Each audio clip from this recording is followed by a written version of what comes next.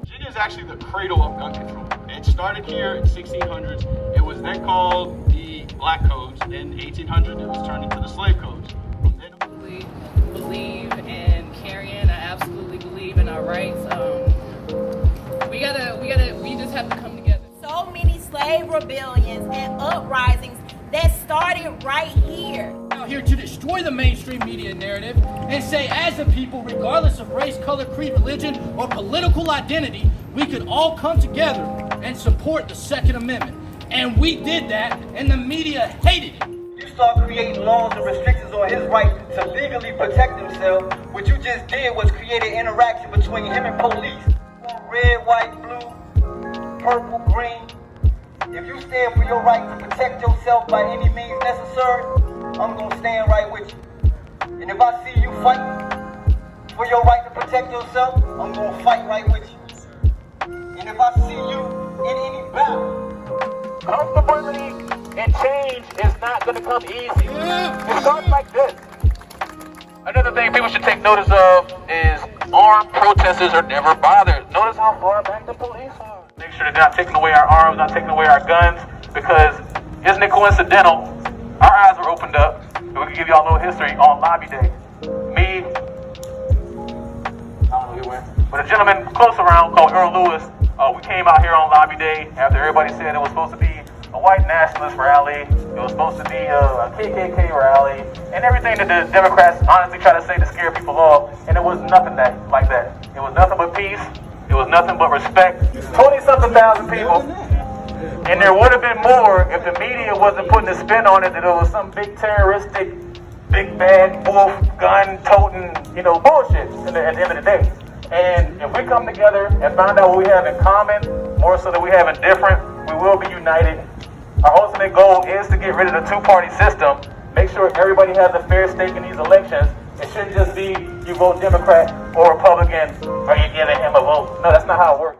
So, I am here in Richmond, Virginia with Jafari from BLM 757, and we are at a 2A rally today, and I honestly was super surprised when I was invited to speak here today, because y'all have heard some of my recent thoughts about Black Lives Matter and how the organization is being represented nationally. Can you kind of just explain your stance for, why you don't particularly see Black Lives Matter during 2A rallies? So what brought you here today, and talk a little bit about how your organization is maybe different, your chapter is different overall. Well, again, we like to state that we aren't with the national Black Lives Matter groups. There's only about 16 groups with the national. We are independent, along with a lot of other groups that are independent who shall remain nameless unless they choose to speak out against it. But like I say, we've always been different. We've always aimed to be the blueprint of what we feel like the movement should look like. We stand up for 2A. We were there in Charlottesville. We had the KKK running around Virginia all rampant. We have Confederate flags flying all over the place, and a lot of different things that put our lives in danger. So to not stand for the Second Amendment will be contradictory of making sure Black Lives Matter, because it ain't only mattering when a cop has a gun. We shouldn't have to call the police for a situation to have some protections. If somebody's going to rape your family member or kill your family member, you need to have something on hand right there to be able to take care of that problem. I agree. Right. So with that being said, like I said, BLM 757, we're independent. We are here to make sure that Black Lives Matter in the 757, which is the area code of Hampton Roads, Virginia, pretty much Hampton, Newport News, Norfolk, Virginia Beach, Portsmouth, Chesapeake, and Williamsburg, and Suffolk, and the surrounding areas. So every different chapter, to our knowledge, make sure that Black Lives Matter in their areas, and they know their specific needs in those communities, just like we know our specific needs to our community. And then with the whole Second Amendment thing, you have to look at the fact that not all states have the same laws. Right. Every place can't carry how we can carry here in Virginia, but at the same time, that's something to look at, because the states where you have the largest gun restrictions, you have the largest gun problem. Chicago, Right. Maryland, New York, these places have the biggest problems. But the place like I said, Virginia is not all peaches and cream, but at the same time, you need to arm yourself. You want to arm So let yourself. me ask you this, right? Because I think these are the voices that we need. We need more balance, nuance, and perspective, particularly when it comes to Black issues.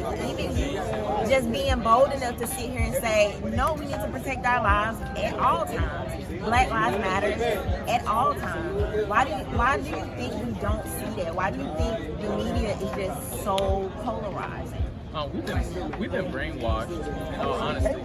I said we've been brainwashed by media headlines and by political party lines, where whatever the news media's party line is, or whatever that particular area stands, they're going to keep running that narrative because it's getting them views. Right. They want what their people are going to look at. But when I said I've been doing this for 4 years now, it's opened my eyes. I catch backlash for associating with right-wing extremists, but I'm having conversations with these dudes. They believe in the Second Amendment. They believe in the right to bear arms. They believe in the right to protect themselves. They believe in protecting the Constitution. Nothing they say is against Black lives. Right. And we're having whole conversations. We're in threads together, and we share pictures of our kids together. And at the end of the day, our kids got to play together. So if you got a kid and I got a kid, they go to the same school. No matter what mommy and daddy's issues are, or daddy and daddy don't agree on Republican or Democrat, Libertarian, those kids are gonna play regardless. They don't care about none of that. All they see is sand in the sandbox and the Hot Wheels. So let me ask you this one last thing. So you kind of already mentioned it, but I'm looking here today, and the demographics are super diverse. I would probably say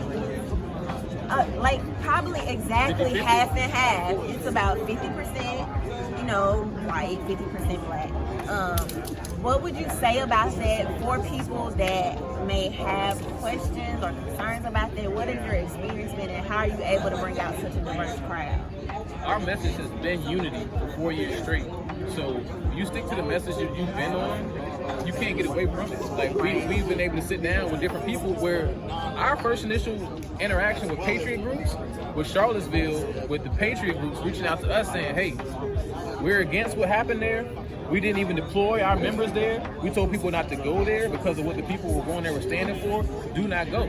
So we're like, oh, well, everybody else is telling us that y'all are racist, right-wing extremists, and hate everything about Black people. No, not at all. I have a multicultural wife. I have multicultural kids. And, not to say that means you're not racist, because anybody can still be racist. Right. But to say, to me, I'll take somebody at face value as a man or as a woman. If you come to me and tell me that this is what you stand for, and then you go behind my back and stand for something else, that's on you. That's karma. I mean, that's, you're not standing up for yourself, and that's a reflection of yourself and how you were raised. But if you tell me that this is what you stand for, and you're out here and you're showing through and through, then we're gonna have to believe you. That's one of the reasons why we have a relationship with Mike Dunn.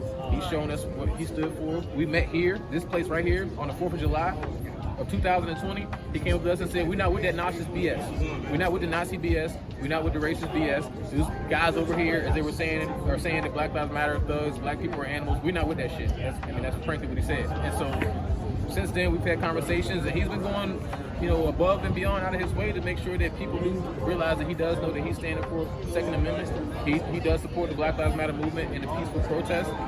And his friend was taken out by a no-knock warrant like Breonna Taylor was. So he's out here fighting because he has a dog in the fight. Right. So it's some commonality here. And so I thank you for inviting me out here today. I want you to know that I really love what you're doing, and I'm trying to get these messages out more because it's too many people that think it's this or that. Like, people are like this or that. And we have to show nuance and balance. And just the work that people are actually doing, because the media is going to put out the most polarizing, disturbing stories to create different narratives.